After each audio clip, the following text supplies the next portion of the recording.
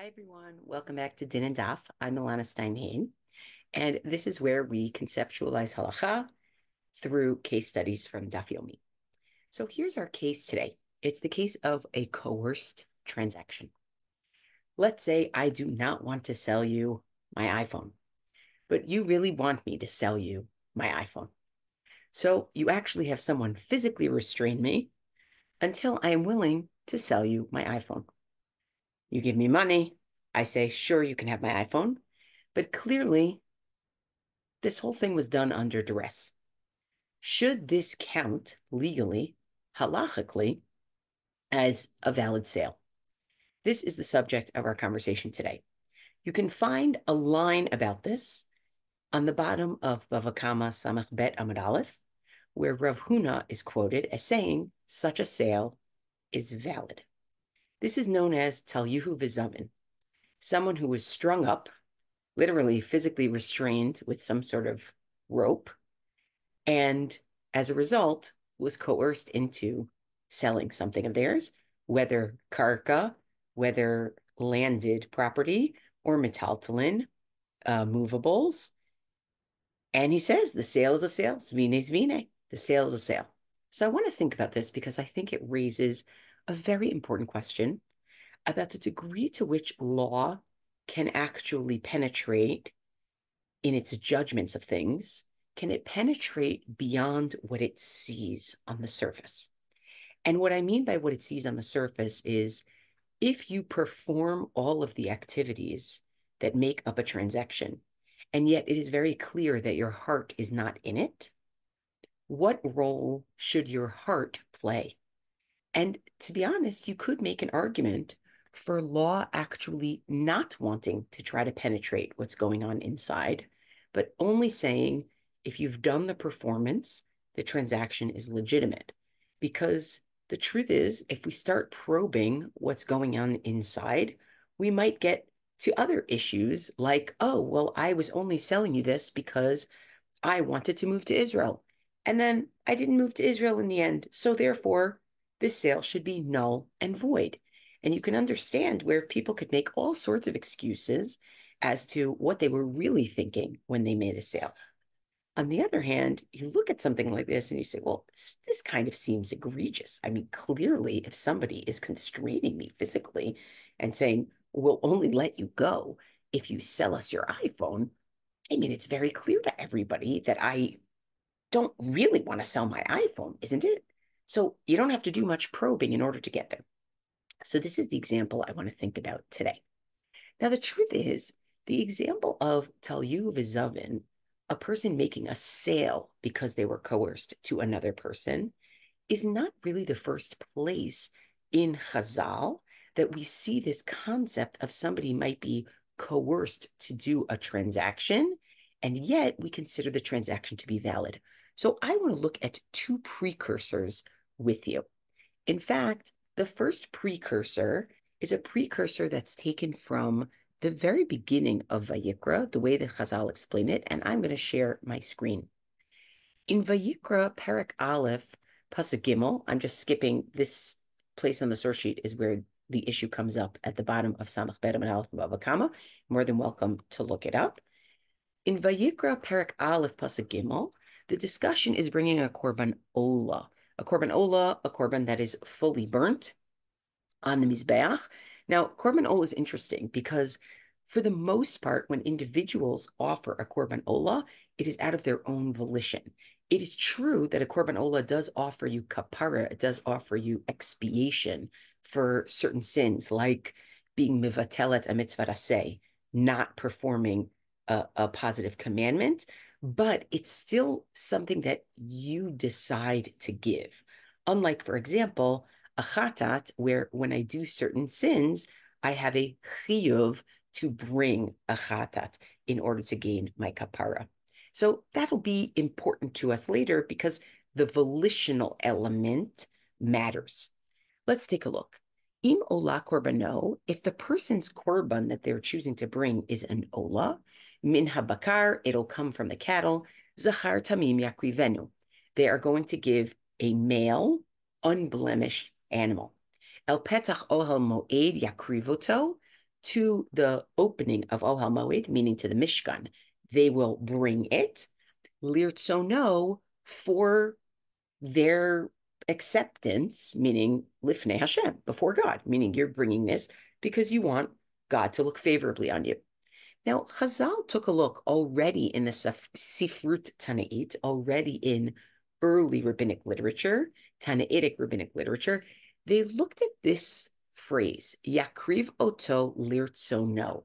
A person will bring it for their acceptance. And they said, wait a second, just taking this out of its, I would say, clear contextual meaning of a person will bring this for their acceptance. We are going to read this as a person will bring this according to their own will, according to their own volition. And notice that maybe we can actually break up the phrase. So take a look at what the Sifra Halakhic Midrash does with this phrase of Yakriv oto lirtzono, which is now being understood as will give it by their own volition. Yakriv oto melamed shekofinoto. A person has to give it. If they said they're going to give an ola, they have to give it, meaning even if we force them, meaning we can even force them to do it because they said they were going to do it, and we have to force them. You can imagine a situation where somebody says, I want to give a korban ola. I plan to give a korban ola. They even make an official statement that they're going to give a korban ola, but then they start dilly-dallying. Nope, yakriv oto, they must bring it. If they said they're going to bring it, they must bring it. So we can even force them, coercion, right? But wait, it also says lirtzono, by their volition. Yachol al korcho, maybe you're allowed to make them do it even against their will. Talmud lomar, therefore, the pasuk says, no. Lirtzono. It has to be by their own volition. Now, what do you mean? You can force someone to do something of their own volition? Here we have the precursor to our example with my iPhone. Ketzad, how does it work? Kofinoto, you force a person, ad shiomar rotzani, until they say, I want to do it. What? You force the person until they say, I want to do it. Now, explain to me how forcing a person to say, I want to do something makes it no longer duress or against their volition. Well, the Sifra doesn't explain that. It simply takes for granted that it's good enough to force someone to say, I want to do this. Now, I find this fascinating because I look at this and I say, oh, this is how law works, right? According to the law, if you give me money, I hand over a product and I say, here, I want to sell it to you. The sale has been made. Do we really care that in my heart of hearts, it doesn't matter to me? I said, I did the performance. I said that I want to give it to you. The other issues that may be in the background, those are in the background, right? So this is a fascinating approach, which as we'll see, the Gemara later is not okay with just saying, well, this is just a performance, and that all law cares about is the performative element on top. But actually, the Gemara is going to try to say, no. When I say rotzani, when I say I want to do this, I really, really mean it subjectively on the inside, and the law does care. But let's see when we get there. So that's the first precursor to our example of Rav Huna saying you can string somebody up, or if you string somebody up until they're willing to sell something to you and they're willing and they sell it, sale is valid.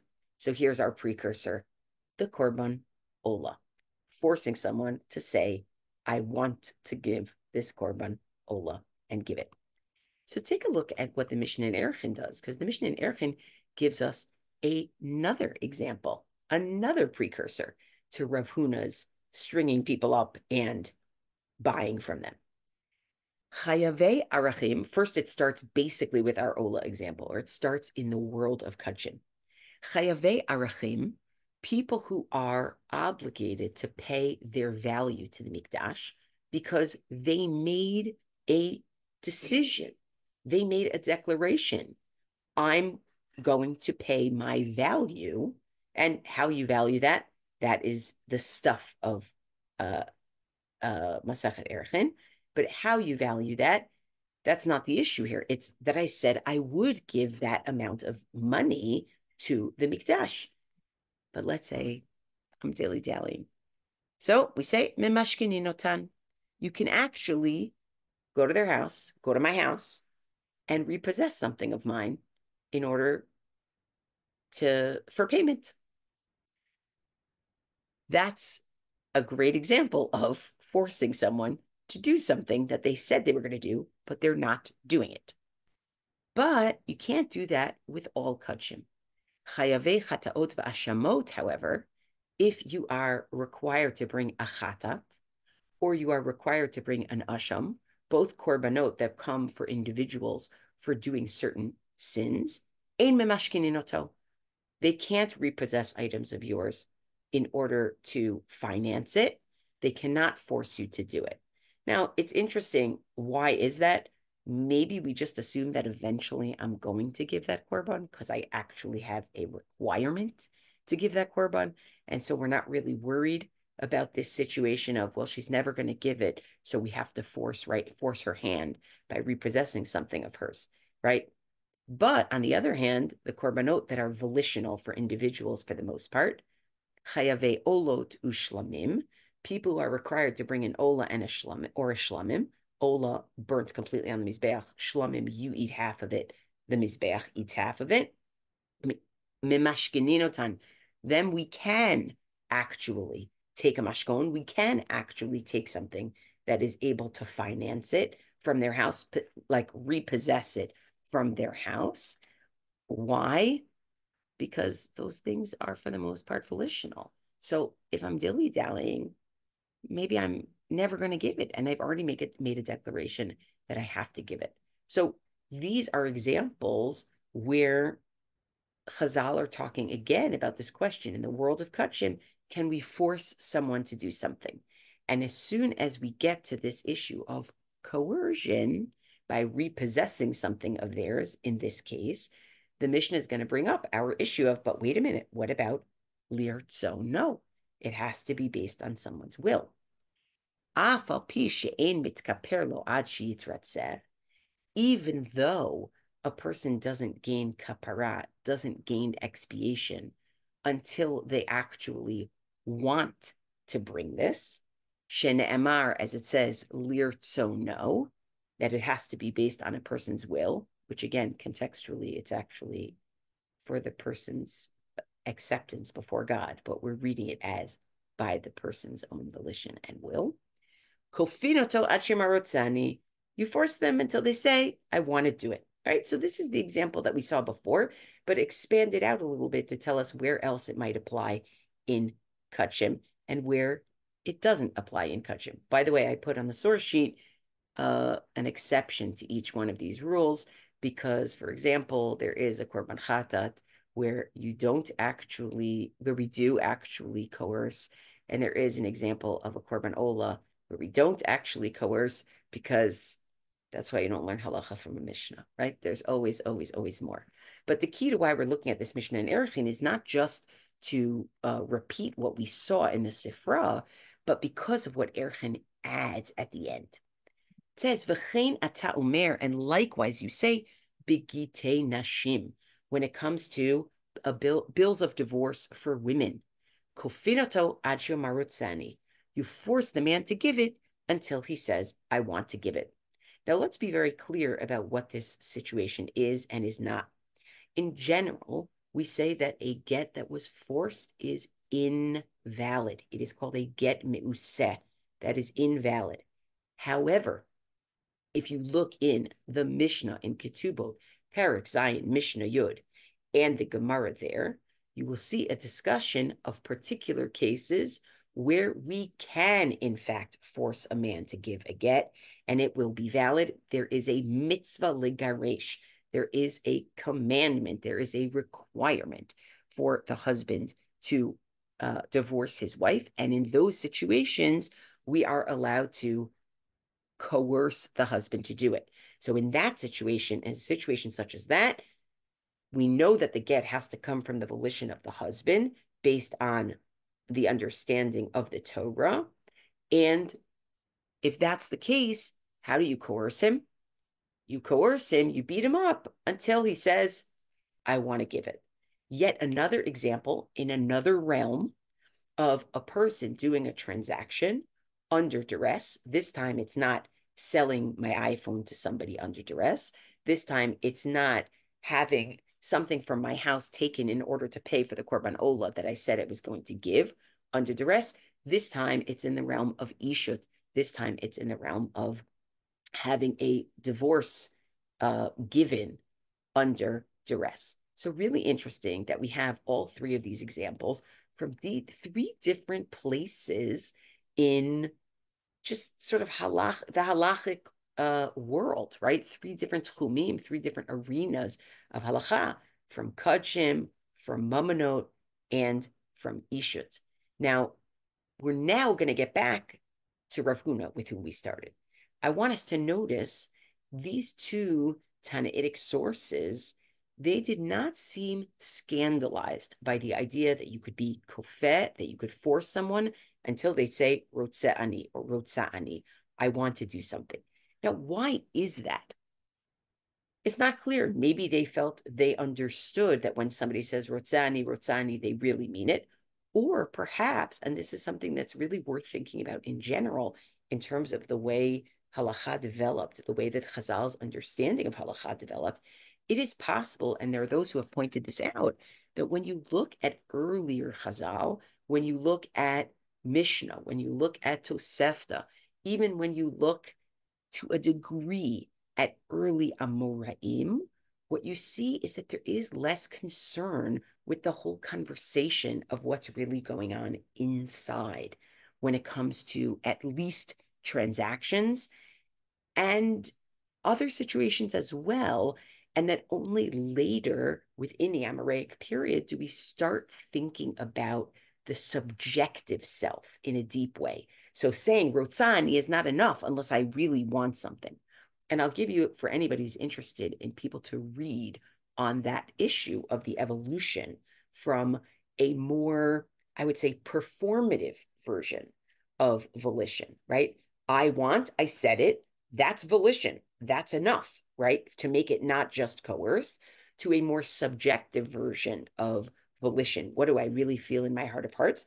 So one of the people who talks about this is Professor Yishai Rosenzweig. He has a few articles that are available online. I would say in a slightly different realm, Dr. Ayelet Libson talks about this in terms of the growth of Chazal's recognition of people's subjectivity about their own bodies, to be able to say, this is how I feel. I need to eat right now on Yom Kippur, for example. I am in danger. There's a sense of the subjective mattering. Or Dr. Shana Strauch-Schick, whose book is available, I assume her book is available online, which she wrote about the development of intention, of kavana, but not just kavana, but let's call it intention. Intention in Chazal, how over time, the significance, the centrality of intention becomes more of a focus, right?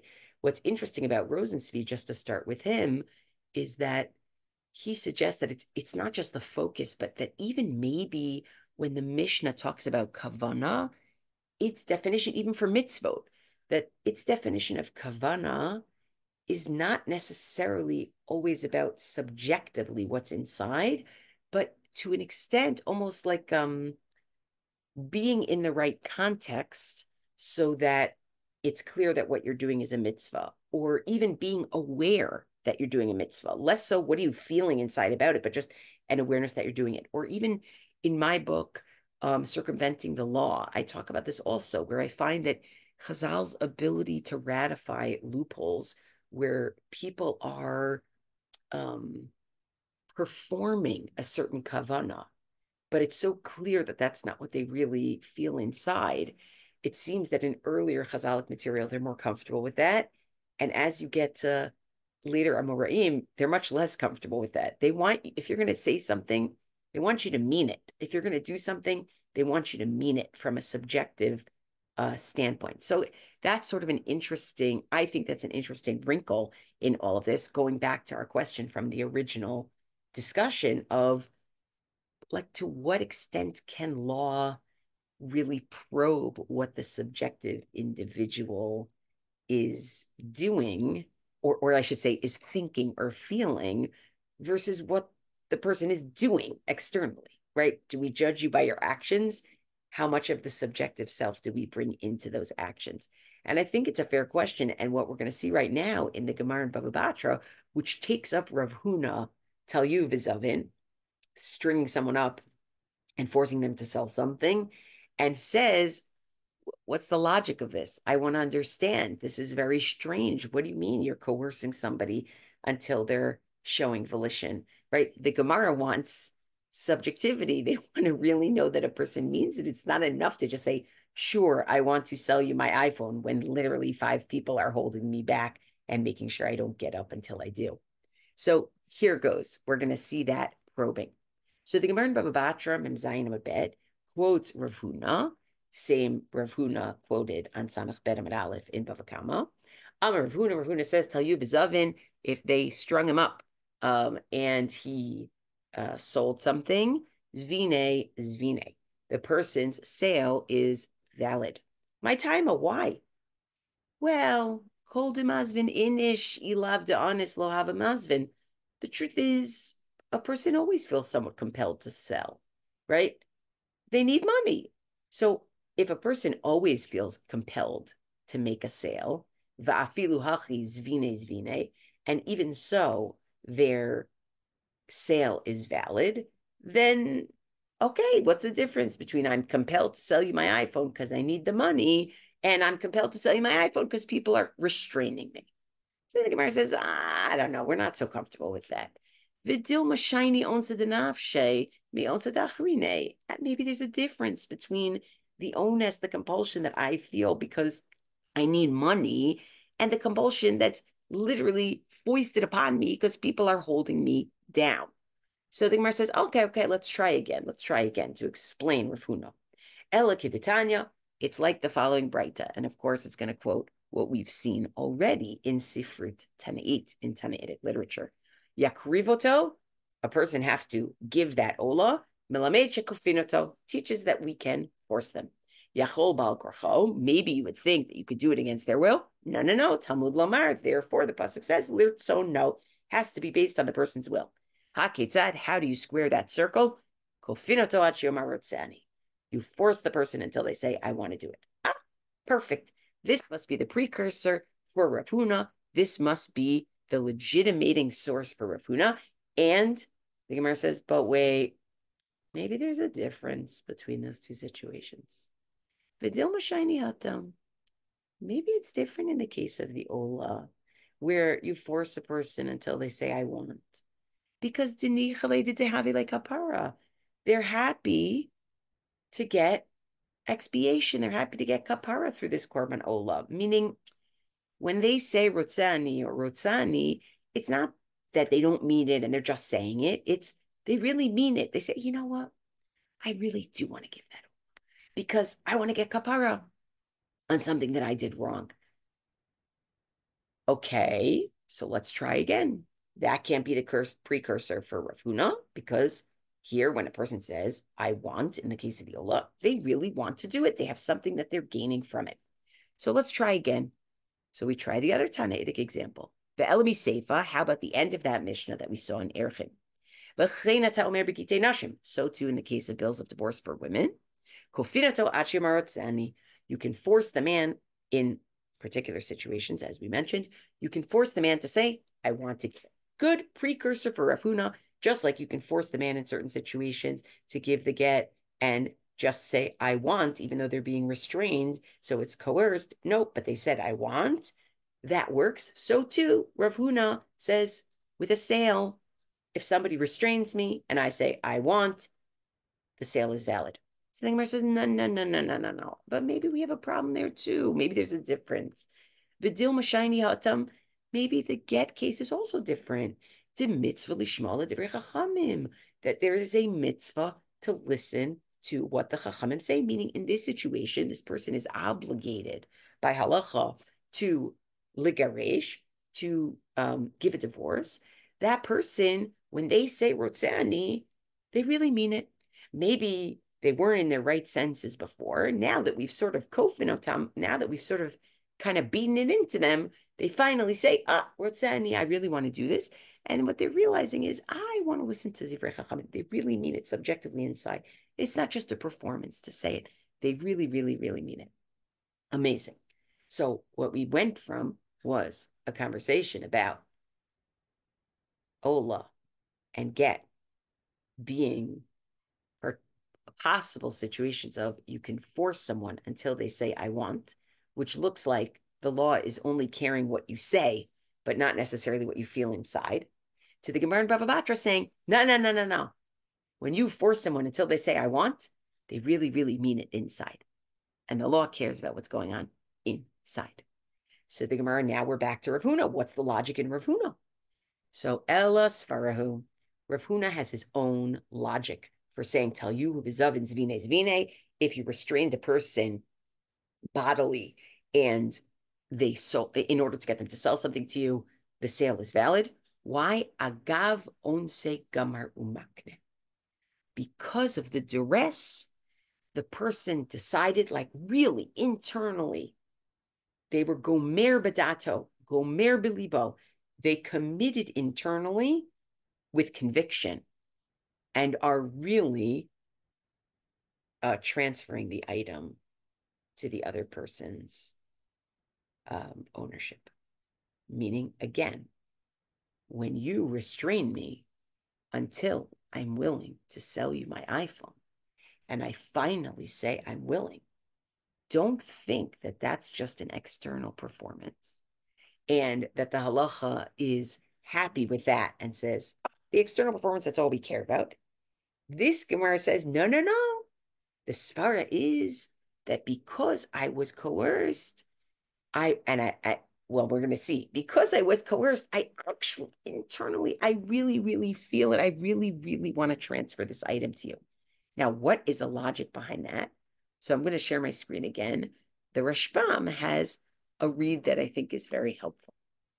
He says, Rav Huna misvara didei ka'amar. Rav Huna is giving his own logic to be toch isurim because of the pain, or I don't know, is because of the pain.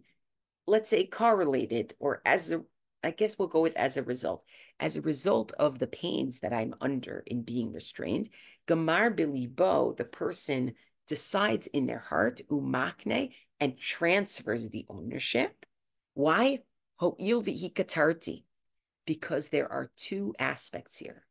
There's yisurim, there's pain. Yes, and I might just say, like in two kids playing the game Mercy when they try to hurt each other with their hands, if you've ever seen such a thing, and somebody at a certain point wants the game to stop and just says, mercy, mercy, mercy, right? And sometimes as soon as mercy happens, they attack the other person, meaning you're just trying to get them to stop. But the Rashbam says this isn't just a case where I'm being physically coerced and therefore I say, stop, I want to give it to you. There's something else here too. Umatan ma'ot. I get money. You're not taking my iPhone. You're paying me for my iPhone. And in that case, delomaf sigmidi, I don't lose anything. Ultimately, of course, I lose my iPhone, meaning if I really had an emotional attachment to it, there's something to that. And maybe, my contacts on it, I don't know. But I don't lose the value. And therefore, Rav Huna says that when I say rotza'ani, or whether I say those exact words, or I just say you can take it, I really mean it internally because of the money that you're giving me. Now, what does this tell you? If this were a case where you restrained me and made me give you your iPhone for free, we would not consider that to be a valid transaction because I'm losing something. So we don't really believe that when I say take it, I really mean it in my heart of hearts, right? Once you start thinking what's in somebody's heart of hearts, you start getting into the conversation about, well, when we can't assume that a person would really want this, then what do we do? Now, two more ha'arot here, okay, that I want to make. Number one, I want to say that there's another interesting exception to this rule of talyu v'zavin zvine zvine, that if you restrain someone physically to sell something to you, the sale is valid if they sold it to you. Not only do we say this doesn't work if it's a gift rather than a sale, but it also doesn't work if I wrote a moda'ah beforehand. If I wrote something beforehand that says, whatever transaction they're going to try to make me do, the sale that they're going to try to make me do, you should know it's against my will and I don't want it. And I love that, because if I wrote that, then even if in this moment I say rotzani, doesn't work, right? Because they're playing with the question of, can you really mean it? And I've already said I can't really mean it, right? So this is all play with the issue of how much do we care about your subjective internal self and how much do we just care what you say, and which one is really considered the real you, what you wrote beforehand or what you're saying now. And then the second hara that I want to give, and chaval, this is not in that this is not our topic, right? If we were in Kiddushin, we would be talking about this, but maybe we'll get to it at some other point, which is it's interesting to try to cross-reference this conversation where we are trying to figure out what your subjective ratzon is with another conversation in Chazal, which I alluded to at the beginning. And the other conversation is called Dvarim Shebalev Einam Dvarim. Stipulations in a person's heart when they make a deal are not considered legal stipulations. And I alluded to this before saying, if I wanted to sell you my iPhone, by the way, iPhone's not a great example, my couch, because I'm moving to Israel, or I thought I was moving to Israel, but that's not something that I said in the stipulation of our deal. And then I don't move to Israel. Can I say to you, no, I only meant to sell you the couch because I was moving to Israel, right? Or better yet, are there exceptions to that rule, which I don't know if you would call it exceptions to the rule or just defining the rule, where there may be a context in which it's so obvious that the only reason I'm selling you something or giving you something is because of something that I'm going through. And then it turns out that becomes inapplicable. Then do we say, well, that's not Dvarim Shebalev. That's something that's very obvious to all. But that's maybe for another time. In the meantime, what we have done is we've probed here what looked like a quick passing line at the bottom of Samach Bet Amud Aleph in Bava Kama. We've probed the question of, to what degree does halakha need your inner self for a transaction to be legitimate? And to what degree could it even be problematic for law to be trying to probe your inner subjective intentions? And we saw that this kind of interesting, almost like middle of the road or ambivalent approach of kofinoto ad shetomar